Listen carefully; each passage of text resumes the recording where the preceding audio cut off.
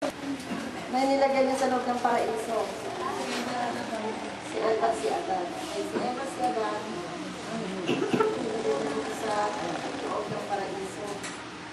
Na binigyan niya ng karapatan na mamahala sa lahat ng mga bagay, mga palamutin na nandun sa loob ng paraiso. Diba? Kasi nga, sila yung pinagdili na ng Diyos na may karapatan sa lahat ng mga lindol. Pero meron siyang inutos. Ano yung inutos niya yun? Teka muna pala. Meron siyang inilagay doon na 2 puno. Ano yung 2 puno? Kung nakikinig kayo kanina. Punong kahoy ng magpatay. Punong kahoy na masamat mabuti. At punong kahoy na buhay. Yan, mayroong inutos ang Diyos dito eh. Diba? Alam niyo ba yun?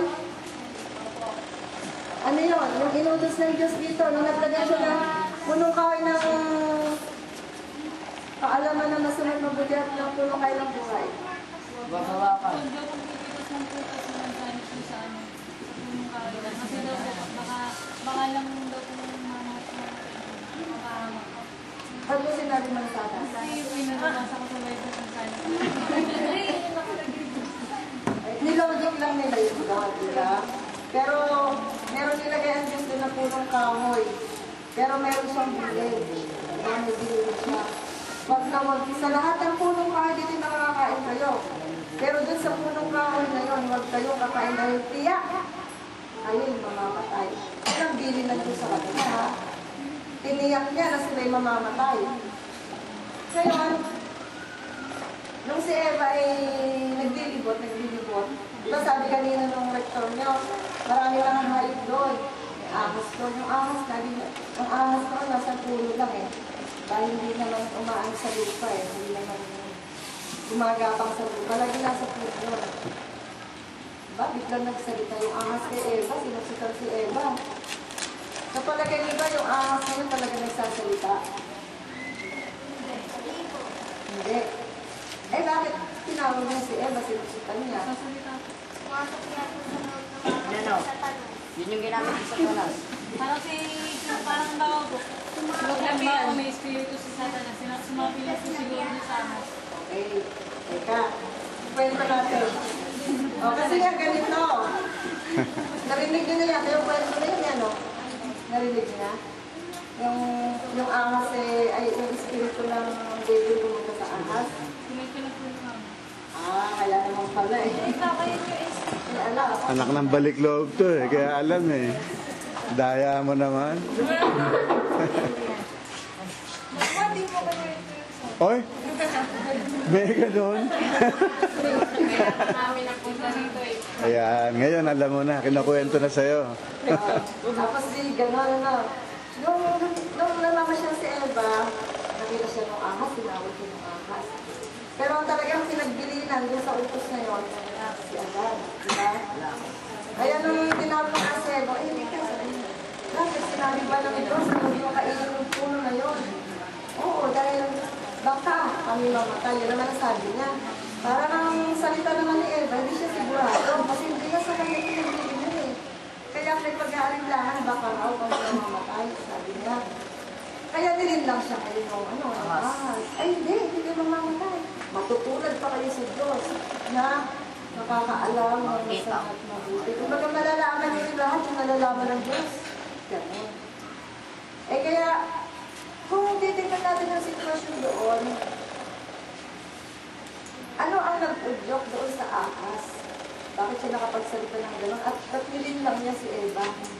Diba? Kung ginawa man ng Diyos yun, eh bakit naging gano'n yung naging papel niya? Negative, diba? Kasi nga, pumasok na yung demonyo doon. Kaya doon pa lang sa unang paraiso na yun, andun na yung panlilin lang na nakapasok na yung demonyo na yun. Diba? Pero dahil kung hindi sana nangyari yun, yung sinasabi sa atin kanina nung vice rector natin na yung preternatural gift, na ibibigay sa kanila na Huwag silang tatanda, huwag silang mamamatay, hindi sila mamamatay, hindi sila magkakasakit, hindi sila tatanda, hindi sila magugutom. Dapat yun ang nataglay nila. Pero hindi nangyari kasi nga, gawa ng panlilim ng ahas na yun, sinuway nila yung Diyos. Preternatural.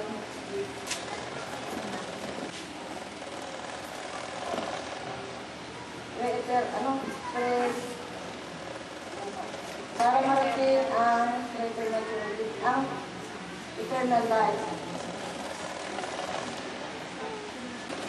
Nagugutom, di ba? Eh, pag wala na makain, hindi na maikita yung mukha. Di ba? Tumatanda. Pero tutusin, dapat hindi tumatanda ang tao. At ano, pag namatay, nagugulo. Di ba? Kaya hindi na naibigay ito. Dahil dun pa lang sa paraiso, hindi na nangyari sa ating unang mga magulang. Kaya nung si Eva, pinakain na niya si Adan, doon sa puno na yon na sinimbol nila doon sa puno ng mansanas, diba?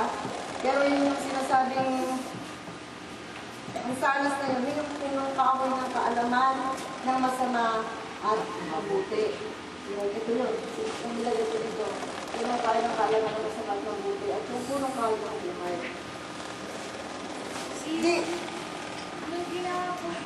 Nung nakain na nila yun, nahanap na sila ng Panginoon. Diba? Ngayon na narinig nila yung yabag ng Panginoon, ano nangyari sa kanila? Nagtago sila. Nagtago na sila. Kaya dito pumasok na ngayon yung sinasabing fall of mankind. Pagbagsak ng sangkatauhan. Fall of mankind. Pagbagsak na sangkatauhan. Pagbagsak.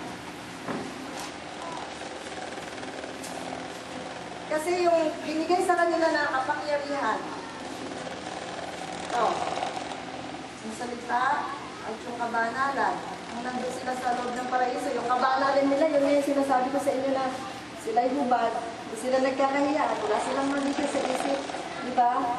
Dominado sila kung baga gano'n. Hindi katulad niya ng tao, pag nakita na ng hubad, lalo mga boys, iba na pumapasok sa isip, di ba? Pero hindi naman naman. Meron lang. Kasi andun ba yung kabanalan nila, no? Kaya ganun sila. At andun yung kapangyarihan nila sa mga hayop. Kapangyarihan, salita, kabanalan. Yung salita nila powerful. Kasi sila ngayon mamamahala sa ano. Pero nung nangyari na yung sila'y sumuway, sinasabing bumagsak na isang katauhan. Ano yung bumagsak na yun? Diba yung kapangyarihan yung pinagkaloob sa kanila, diba? Yung kapangyarihan na uwi sa kapangyarihan ng demonyo. At yung kabanalan na putol, at yung salita na wala ng saysay. Kaya yung pagbagsak na yan, diyan pumasok yung pagkakasala nila. Yung unang-unang pagkakasala nila, yung tinatawag natin original sin.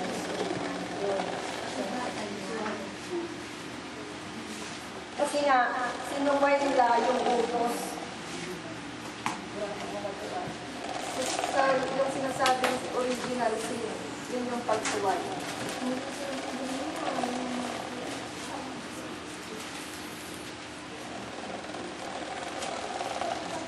Kaya yung naging bunga ng pagsuway na yan, yung sinasabi natin three major sins.